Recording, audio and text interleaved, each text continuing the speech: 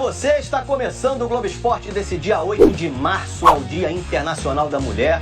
Tem reportagem especial, mostrando como o interesse delas pelo futebol aumentou. Parabéns, mulherada. E ó, o Brasileirão Feminino começou, tá bem legal, Flamengo e São Paulo logo na primeira rodada. Experiência tinha dos dois lados. Foi a estreia da Thaísa pelo Flamengo. Estou muito contente, vestir esse manto pra mim é um orgulho.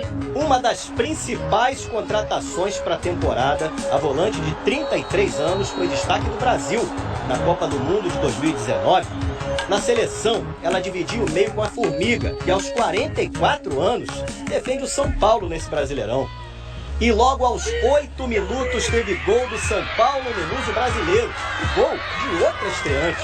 É gol de zagueira! Emocionada, Pardal! 5 minutos depois, o Flamengo perdeu a atacante Darlene. Numa disputa com a Formiga, ela acabou machucando o joelho e conseguiu continuar em campo, saiu chorando. E o São Paulo seguia melhor. Quase fez mais um com essa bola da Micaele no fim do primeiro tempo. Micaele bateu no travessão pra fora! Não era do banco de reservas que a Darlene queria estar, né? Mas depois que ela se machucou e foi substituída, foi dali que ela acompanhou o segundo tempo todo e viu o Flamengo melhorar no jogo. O time voltou com uma postura completamente diferente.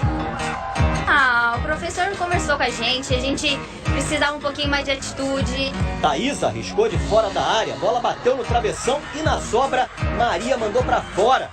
Olha aí o perigo que dá agora o Flamengo! Aí o São Paulo deu mole. Leidiane roubou a bola da Dani e passou pra Gica chutar no cantinho.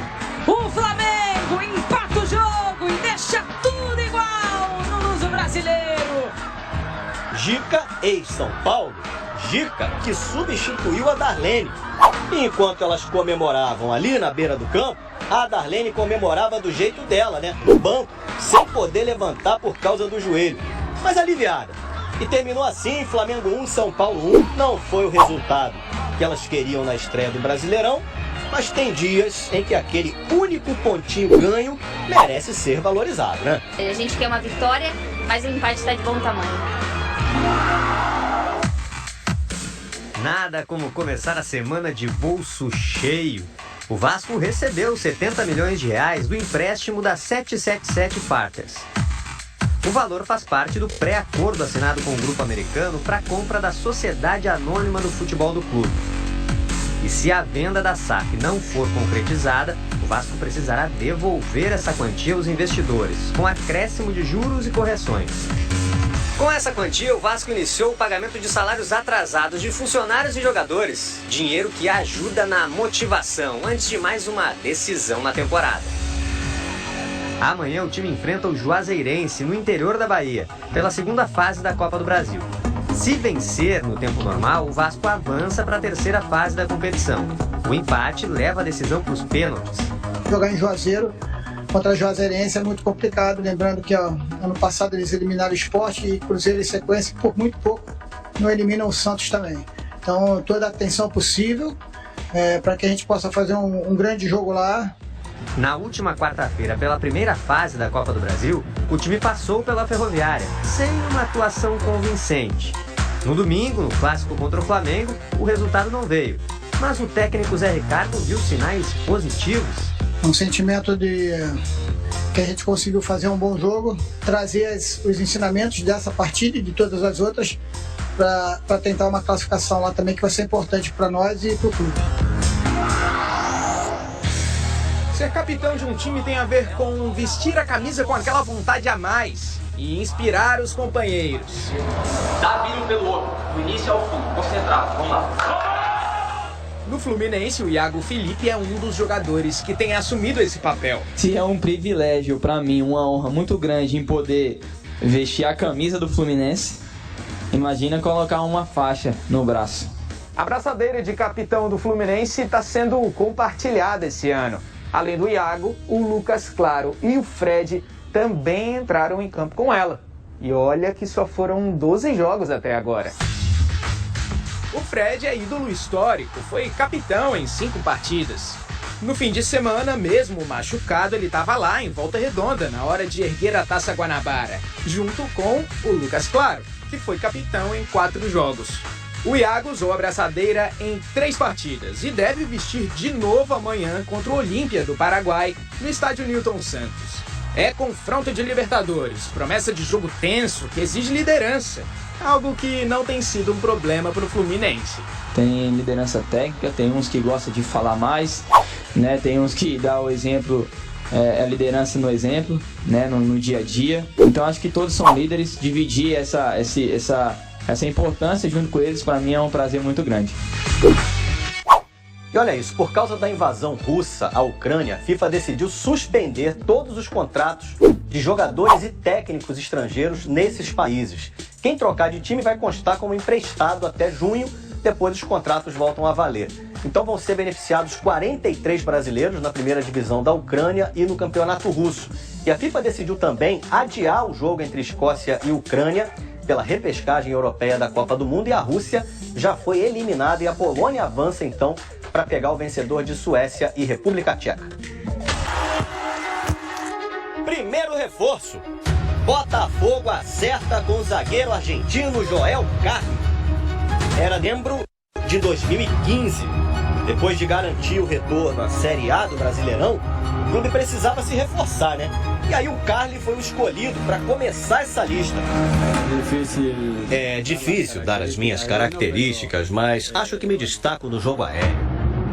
6 anos se passaram desde a apresentação, diferentes momentos, até o dia 7 de março de 2022, uma data especial. Joel Carli, ele subiu muito mais que a defesa do Volta Redonda. No jogo em que se igualou a Fischer como estrangeiro com mais jogos pelo Botafogo, Carli marcou o primeiro gol sobre o Volta Redonda. Na cobrança do escanteio, como prometeu na apresentação há 6 anos, subiu bem para cabecear pro gol.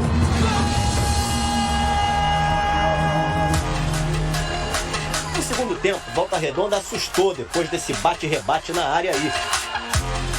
Mas a noite era de festa pro Botafogo, né? E aos 30 minutos, Mezenga, que havia entrado no lugar do Carli no intervalo, fez o gol. Aos 41 minutos, Erisson fez uma jogadaça pelo lado esquerdo, cruzou, mas ninguém completou pro gol. Agora repara no comentário da torcedora ao fundo. Ouviu? Na sequência da jogada, saiu o terceiro gol do Botafogo, Riquelme. Mas aquela voz sabia de algo que nós não estávamos sabendo.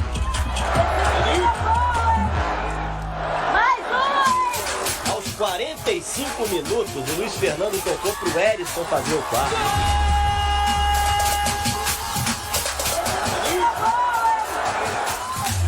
E ainda teve quinto gol.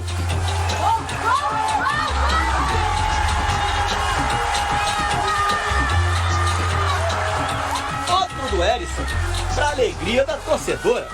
Botafogo 5, Volta Redonda 0. Na noite do experiente Joel Carli, foi El Toro Erisson quem chamou a atenção da torcida. Pelo menos parte dela. Mas de onde estaria vindo essa voz? Essa aí é a mãe do Canu. A gente não tem como afirmar se a torcedora era ela ou não, mas a voz é muito parecida, hein? E a mamãe Canu tava empolgadona com o aniversário de 25 anos do filhão. Parabéns, parabéns, parabéns, parabéns! E com a vitória do Botafogo também, né? Ah, era ela, né? Dona Divonete Maria, ou simplesmente Dona Dete, mãe do Canu, que simpatia. Hoje é Dia Internacional da Mulher, gente. E aqui no Brasil, o futebol delas vê o crescimento do público e o Brasileirão se consolidando. Mulheres no estádio para assistir a um jogo de mulheres. Vai pra cima dela, Diego! Ó, gol! Para ficar tenso, apoiar e vibrar por elas. O futebol feminino arrancou muitos sorrisos nas arquibancadas nos últimos meses. inclusive de quem estava ali pela primeira vez. Eu adorei, porque eu nunca vi um jogo desses. Até pouco tempo atrás, ver bons públicos em partidas femininas no Brasil era quase impossível. E não estamos falando só da presença de torcida. Eu cheguei a ir a jogos, a finais de Brasileirão Feminino em 2017, 18, você contava nos dedos a quantidade de repórter que tinha ali para cobrir.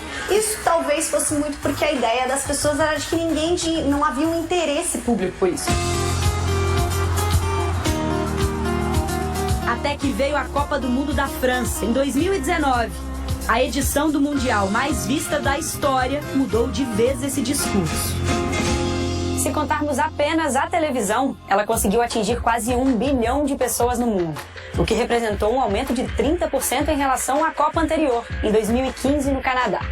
Os 4 jogos que a seleção brasileira fez no Mundial da França estão entre os 10 mais assistidos daquela edição. Ah, e tem um detalhe. A final entre Estados Unidos e Holanda teve mais audiência aqui no Brasil do que nos países que disputavam o título. Estados Unidos, campeão da Copa Feminina de 2019. O futebol feminino começou a ser visto com outro olhar, um olhar de importância, um olhar de precisamos falar disso aqui e um olhar de negócio. Para aumentar ainda mais a visibilidade, é preciso melhorar a estrutura.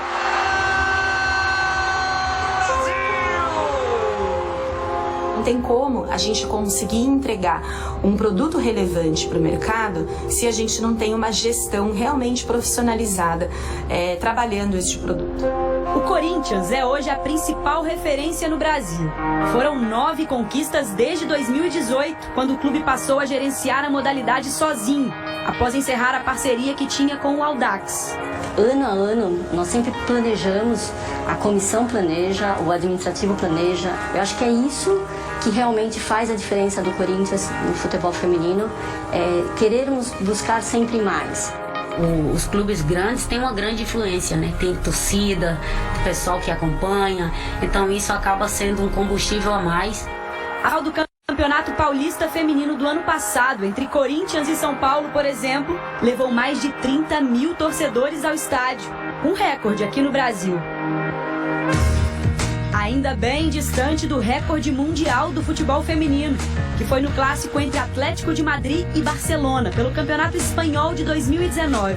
Quase 61 mil torcedores nas arquibancadas. Essa marca deve ser superada no fim de março. O clássico entre Barcelona e Real Madrid pelas quartas de final da Liga dos Campeões Feminina vai acontecer pela primeira vez no Camp Nou, casa do Barça. O estádio tem capacidade para quase 100 mil pessoas. E os ingressos estão esgotados desde janeiro. Era uma questão de tempo para que isso acontecesse e também é questão de tempo para virar algo normal. Esses exemplos europeus demonstram a força do futebol feminino e podem servir de inspiração para os clubes brasileiros. E uma liga nacional mais forte no Brasil influenciaria diretamente na seleção. A técnica Pia Sundhage tem acompanhado de perto as competições por aqui. O nosso principal objetivo é ver o futebol feminino sendo valorizado dentro do nosso país, e isso está acontecendo, né, gradativamente. Quem sabe, num futuro próximo, afirmações como essa sejam cada vez mais comuns. Pra mim, o Flamengo tem 2 futebol, o masculino e o feminino. Os 2 estão no mesmo patamar pra mim. E que o reconhecimento seja finalmente do tamanho que elas merecem. O futebol feminino precisa crescer e eu tenho certeza que vocês vão se apaixonar pela modalidade também. Elas também sim merecem a nossa atenção, o nosso amor.